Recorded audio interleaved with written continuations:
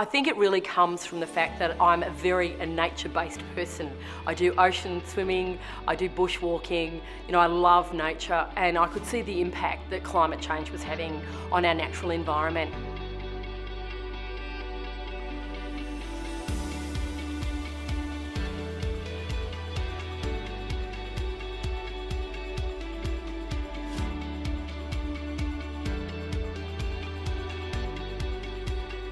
I believe passionately about we need to do something about climate change. Everyone in Australia has been impacted by climate change, whether it's extreme weather events, floods, bushfires, and we've just got to look at COVID as well and the impacts that that's had.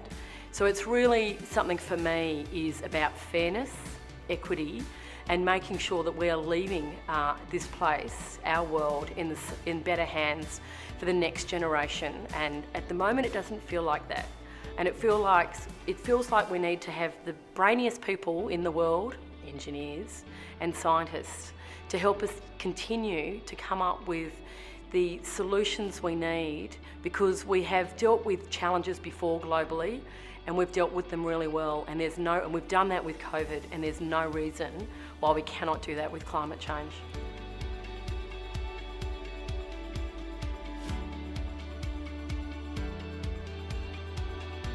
Engineers are taking a leadership role as we strive for a sustainable future.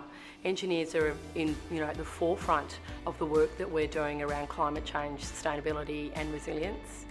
What we also need to see though is that they continue to have a voice, it's a loud voice, and that the work that they do is listened to and incorporated into solutions when it comes to ensuring we have a sustainable future.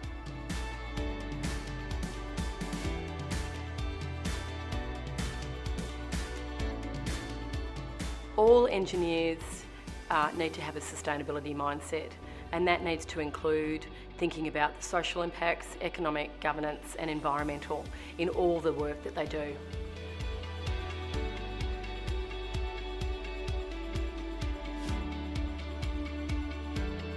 The priorities I'll be focusing on as CEO of Engineers Australia is really building on the strategic platform that has already been developed, and that includes the rollout of the Future Now program, working with the team on a One EA mindset, especially when it comes to member engagement, and also considering the organisational capabilities of Engineers Australia. Other areas include a step change of the impact of Engineers Australia's external voice, and a final area is a clear member value proposition.